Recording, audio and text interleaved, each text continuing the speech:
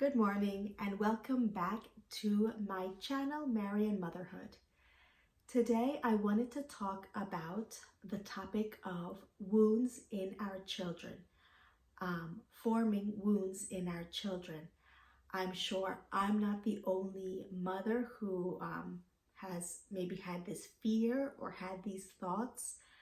So I just wanted to address this topic and share with you how I confront this topic. I wanted to talk about first kind of accepting that fact. Second, in what ways can or will we wound our children? And thirdly, how my Catholic faith, my Catholic upbringing helps me to come to terms with that. So let's get started.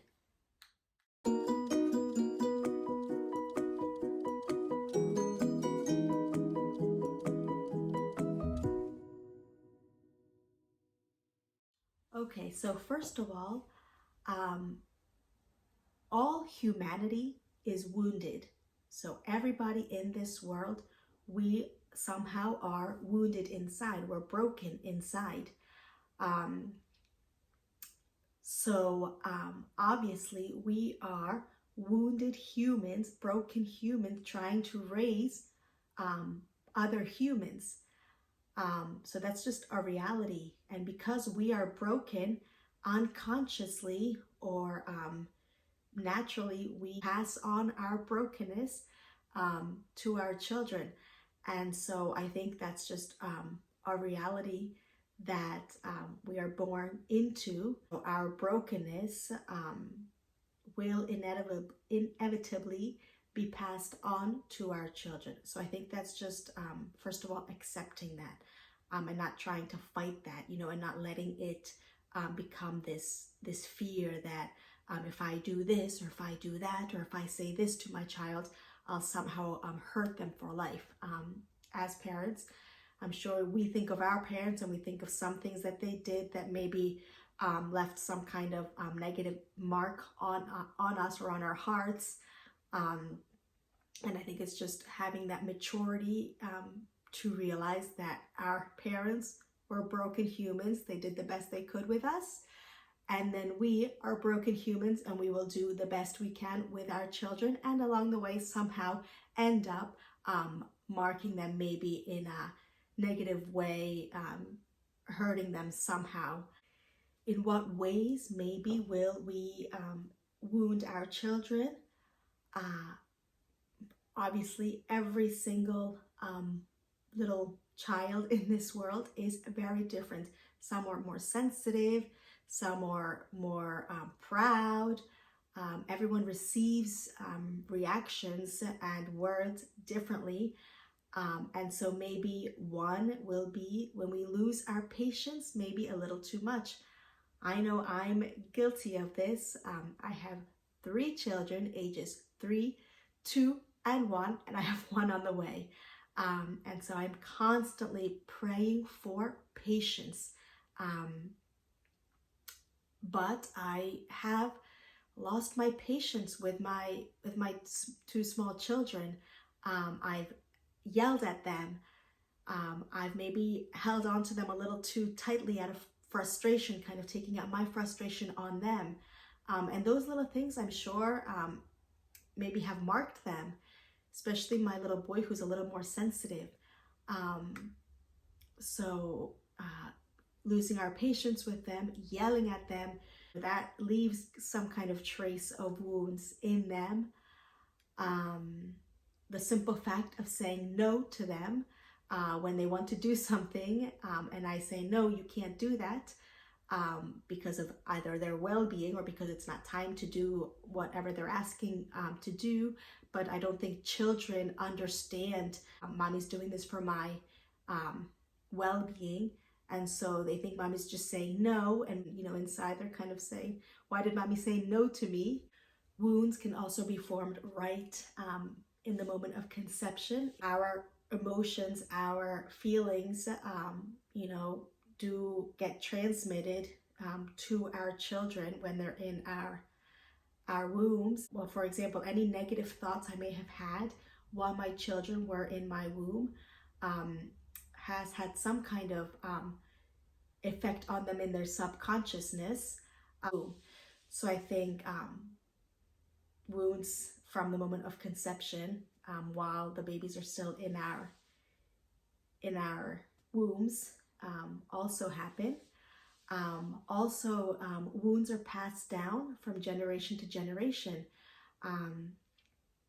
So again, it's because the way our parents raised us, the way we were treated by our parents, we always say, I'm never going to do that to my children when I'm a parent. But we find ourselves doing almost the exact same thing. And that's because in our subconscious, that's how we know and what we've seen as from our parents when they raised us. And so sometimes we just inevitably pass that on to our children. We end up repeating. So generational wounds are formed. And so bottom line is, and there's always going to be something that we maybe didn't get quite right as mothers, and that maybe will have hurt our children. Okay, so some of the ways that I've become more peaceful about this topic and kind of like accepted this reality is one is that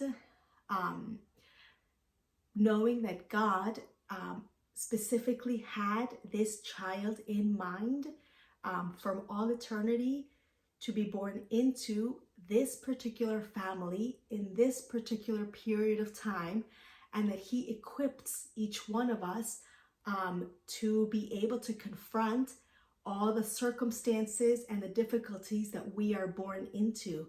And I think that I take great comfort in that, knowing that every single child that God has placed into my family was meant to be. I was meant to be this child's mother. I also we practice at home is, and personally I didn't receive this at home as much, and so I have made a very conscious effort of putting this into practice. But any time that I have maybe lost my patience or been too busy to really pay attention to my children or listen to them when they wanted me to be listened to, or when they wanted me to listen to them, is I always, find a moment during the day. I find a moment of pulling them aside, bending down at their level and looking at them and saying, I'm sorry. I'm sorry that mommy lost her patience with you. I'm sorry that mommy yelled at you. Mommy shouldn't yell. I'm sorry. And I think that is, I hope that's very healing for them. I mean, we all have our limitations. We all will, make mistakes as parents. But I think something that really will help them to heal any kind of hurt that they've received from us is our ability to really say, I'm sorry to them, and then to give them a hug and give them a kiss. I think as they get older, they will, learn that, mommy and daddy are humans. They make mistakes, but they always apologize. So the word sorry is very, very present in our homes. Even my 2-year-old, my 3-year-old, it's amazing because they say sorry to each other. And I think it's just, recognizing in front of your children your humanness. And then I think also accepting the fact that we made a mistake to our children and saying sorry to our children also allows them to kind of build that open communication and that trust that should be between children and parents, and children and their mothers. So again, just saying sorry to them every single time. that I need to. Another thing that I haven't started doing, but I definitely have want to start because a friend recommended it to me, was praying over my children when they're sleeping. For example, my 3-year-old, I don't know if he has like small bouts of jealousy towards his little sister Elena, who's 1-year-old. I mean, he's 3 years old and he's already the big brother of two smaller ones and another one on the way. So I don't know if he's experiencing some kind of jealousy towards her, but just he's a little rough with her. And so just maybe that seed of jealousy that maybe is in his heart. And so I think it's just important to just pray over them, and commend our children into the hands of their heavenly mother also and their heavenly father. Pray for any small wounds that may have been formed in them in our wombs, or we've already formed in them. And I think just praying for them is just very, very powerful. Praying for them while they're sleeping is, I think, a way to heal also. Another thing that helps me is when I have that kind of fear coming into me, or I kind of, let that negative thought enter my heart, is obviously know that any negative thoughts about me forming these wounds in my children or passing on these wounds to my children, any fear, any negative thoughts are not of God. So always knowing that and keeping that in mind, that fear does not come from God. So handing it over to God and asking for inner peace and acceptance. And then also commending our children, our children's lives, our children's souls, and their hearts into the hands of our Mother Mary, our universal mother, their heavenly mother, and just saying the short little prayer of wherever I have failed, wherever I have fallen short in my love for my children, Mary, that you can step in and comfort them and heal them and love them where I have not been able to in my human brokenness. So I think that's also a very powerful prayer, and that's asking Mary to ultimately be their mother also. And so that also is something that really helps me. And then obviously the last thing is the importance of forming open trust and communication with our children, that they are able to express what they're going through inside, or how they perceived our reactions or a certain situation, especially as they grow older. Right now my 3 and 2-year-old can't really express themselves that much, but I think that's very important. And also what I thought of was, a lot of times I think as parents, we maybe don't discipline our children how maybe we should, for fear of that they won't like us anymore. If we discipline them, our children won't like us anymore.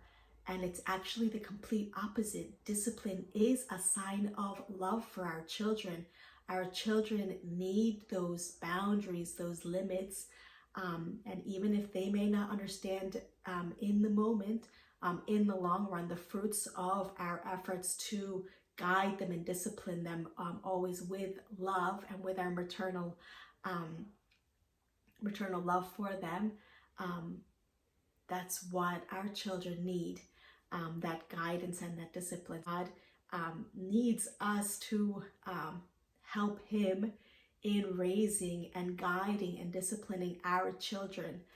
And so I think also keeping that in mind, and knowing that that's a sign of love, showing them what's good, what's not good, what's wrong, what's right, what they should do, what they shouldn't do, and why, obviously, but also remembering that disciplining is a sign of love for our children. So again, I just wanted to share this struggle that I have sometimes, and just ways that I, one, have accepted this reality, and ways that I cope with doing my best to confront this reality through prayer, through my faith, and through transmitting that to my children.